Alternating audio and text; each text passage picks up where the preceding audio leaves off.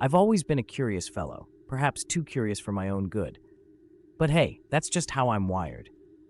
I can't help it if my insatiable thirst for knowledge occasionally leads me down dark and uncharted paths. It's how I ended up in this predicament in the first place. It all started a few months back when I stumbled upon an intriguing historical text that mentioned an ancient, long-forgotten creature known as the Sheer. According to the passages I read, this mysterious entity was said to have existed in a realm parallel to our own, feeding off human beings' psychic energy and fears. The more I delved into the research, the more captivated I became. I simply had to know more. What was the Sheer? Where did it come from? And most importantly, was it real or just the stuff of myth and legend? My curiosity got the better of me, and I decided to investigate to uncover the truth. In my quest for information, I scoured libraries, interviewed occult experts, and even made a few dark web connections. Eventually, I traced the Sheer's origins back to a remote, isolated region in the Carpathian Mountains. That's when things started to get really interesting and decidedly more sinister. According to the locals I spoke to on the internet, the Sheer was very much real, and its presence had been documented in the area for centuries. They described it as a malevolent, incorporeal entity that could manifest in various terrifying forms, preying on the deepest fears and vulnerabilities of its victims. The stories were chilling, to say the least. Undeterred, I knew I had to see this thing for myself. I had to know the truth, no matter how unsettling it might be. So I packed my bags, booked a flight to Romania, and set out on what would become the most harrowing journey of my life. The trek to the remote mountain village where the Sheer was said to dwell was arduous, to say the least. The roads were winding and treacherous, and I had to navigate through dense, foreboding forests that seemed to close in around me. I couldn't shake the feeling that I was being watched the entire time. When I finally reached the village, it was like stepping back in time. The people there were tight-lipped and suspicious of outsiders, and I got the impression that they were terrified of something. I tried to engage them in conversation, but they would quickly change the subject or refuse to talk about the Sheer. Undeterred, I pressed on, determined to find someone who would be willing to share their knowledge. After several days of persistence, I finally managed to track down an elderly man who seemed slightly more open to discussing the legend. The Sheer is not something to be trifled with, young man, he warned, his weathered face etched with a look of grave concern. It is an ancient and powerful entity, born of the darkest corners of the human psyche. To draw its attention is to invite untold horrors into your life. I listened intently as he recounted tales of villagers who had vanished without a trace, their minds and bodies shattered beyond recognition. Apparently, the Sheer had a particular fondness for feeding on the fears and insecurities of those it targeted, manifesting in whatever form would inflict the greatest psychological torment. "So how do I find it?" I asked, my heart racing with a mixture of excitement and trepidation. The old man shook his head solemnly. "You do not find the Sheer, young man. It finds you, and when it does, there is no escape." Despite the ominous warning, I was more determined than ever to confront this elusive creature. I had come too far to turn back now. I spent the next few days scouring the surrounding countryside, searching for any clues or signs that might lead me to the Sheer's lair. And then, one night, as I lay awake in my modest inn-room, I heard it. A faint, otherworldly whisper, like the hissing of 1,000 serpents. It seemed to be coming from everywhere and nowhere at once, sending a chill down my spine. "Yes!" the voice rasped. "I see you, little one. You have been searching for me." I froze, my heart pounding in my chest. Could this be the Sheer finally making its presence known? I strained my ears, trying to pinpoint the source of the voice, but it seemed to be emanating from the very walls themselves. "What do you want from me?" I called out, my voice shaking slightly. The response was a chilling, mirthless laugh that seemed to reverberate in my very soul. "Oh, but I want so much from you, little one. Your fears, your insecurities, your very essence. I will feed on them, devour them, until there is nothing left of you." I scrambled out of bed, fumbling for the light switch. The room was empty, save for the eerie shadows that seemed to cling to the corners. But the presence, the Sheer, was undeniable. I could feel it, like a cold, ghostly caress upon my skin. "Who are you?" I demanded, trying to maintain a brave front. "What do you want?" "I am the sheer," the voice hissed, "the embodiment of all that fears and torments the human mind. And I have chosen you, little one, to be my next vessel." Before I could react, a sudden wave of dread and panic swept over me, as if a dark cloud had descended upon my mind. Visions of my deepest, most primal fears began to manifest all around me. Spiders, snakes, the crushing weight of isolation and loneliness. The sheer was reaching into the very depths of my psyche, unearthing my most closely guarded vulnerabilities. I collapsed to the floor, clutching my head, my screams echoing through the silent room. The onslaught of terrifying images and sensations was overwhelming, threatening to shatter my very sanity. And then, just as suddenly as it had begun, the assault ceased. The room was silent, save for my ragged breathing. I lifted my head, half expecting to see the sheer looming over me, ready to deliver the final, devastating blow. But it was gone. The shadows had receded, and I was alone.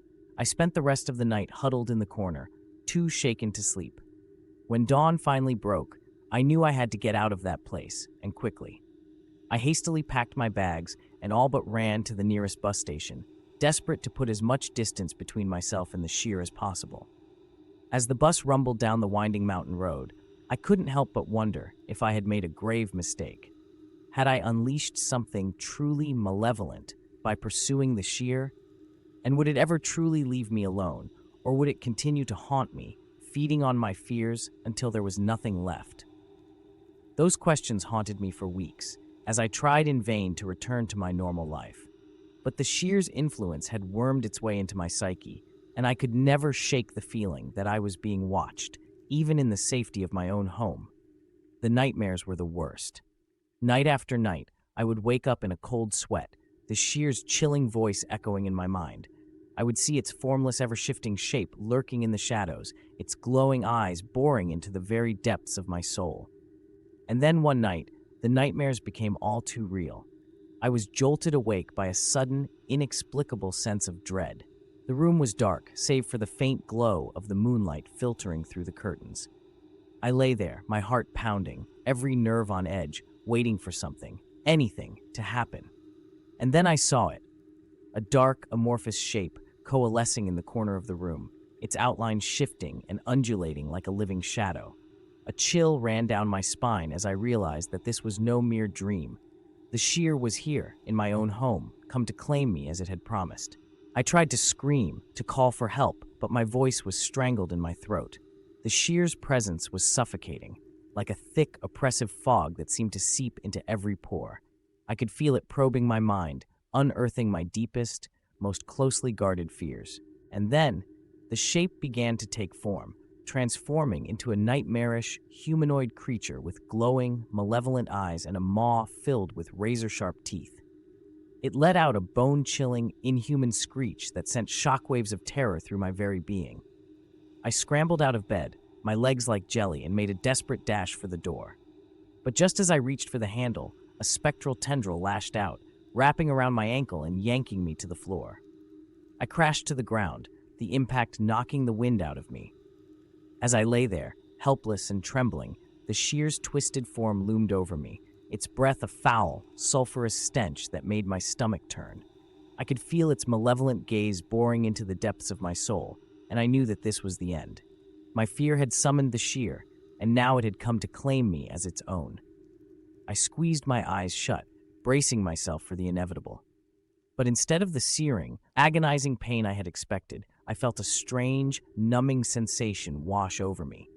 It was as if the sheer was stripping away my very essence, layer by layer, leaving me hollow and devoid of any sense of self. The sensation was both terrifying and oddly tranquil, as if I were drifting into a dreamless sleep. I could feel the sheer's presence enveloping me, consuming me, until I was no longer sure where I ended and it began. And then, just as suddenly as it had appeared, the sheer vanished, leaving me alone in the dark, my mind reeling. I lay there, trembling for what felt like an eternity, unsure of whether I was alive or dead, sane or utterly, irreparably insane. In the days and weeks that followed, I struggled to piece together what had happened, to make sense of the traumatic encounter. Had the sheer truly claimed me as its vessel, as it had threatened?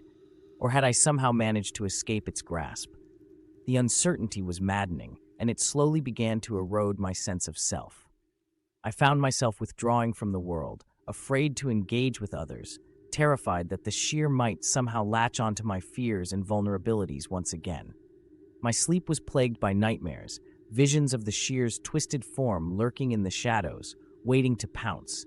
I would wake in a cold sweat, my heart racing, convinced that the entity was still out there, watching, waiting for the moment to strike. And then, one fateful night, as I lay curled up in bed, a realization dawned on me. The sheer had not consumed me, not entirely. It had taken a piece of me, yes, but a part of me still remained. I was still here, still fighting, even if the battle had left me irrevocably changed. With a newfound sense of determination, I set out to reclaim what the sheer had taken, my sense of self, my identity, my very soul. I knew it wouldn't be easy, that the road ahead would be long and treacherous, but I was willing to risk it all, to confront the sheer once again and regain what was rightfully mine. And so, I returned to the Carpathian Mountains, to the remote village where the sheer had first made its presence known. The locals eyed me warily, whispering among themselves, but I paid them no mind. I was on a mission, and nothing was going to stand in my way. As I made my way through the winding, fog-shrouded paths, I could feel the sheer's presence lurking, pulsing, like a dark heartbeat in the very air around me. It was watching, waiting, ready to strike the moment I let my guard down. But this time, I was ready. I had faced the sheer once before, and I had survived. I was no longer the fearful, vulnerable prey it had once preyed upon. I was a hunter, and I was coming for my prize. The journey was arduous, filled with unseen dangers and obstacles that tested the limits of my resolve.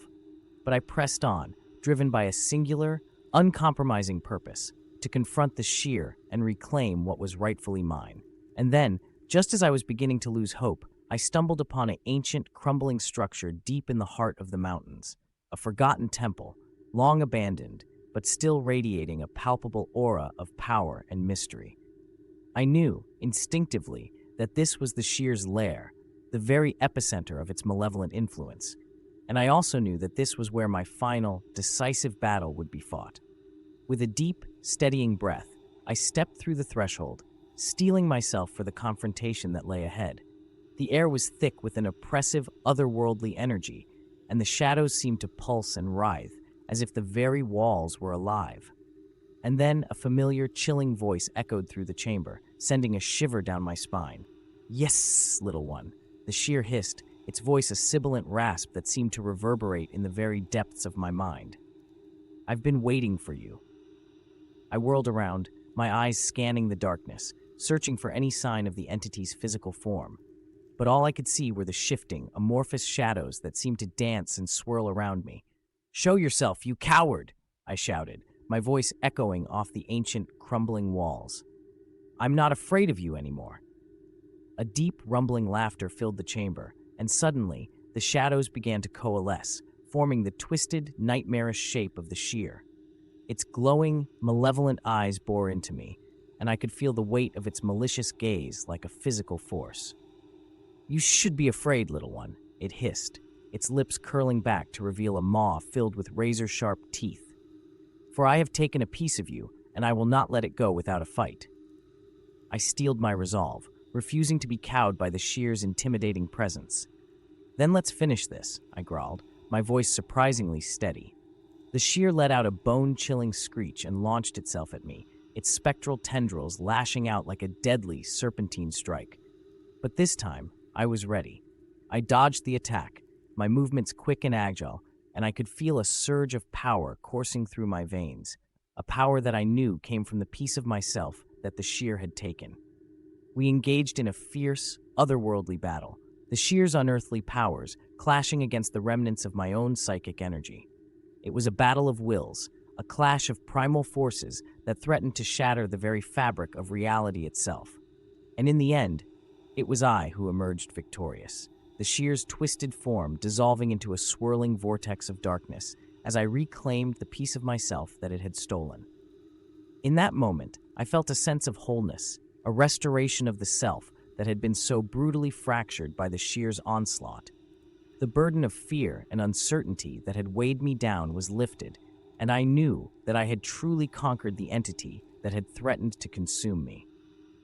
As I stepped out of the ancient temple, the first rays of dawn were just beginning to peek over the horizon.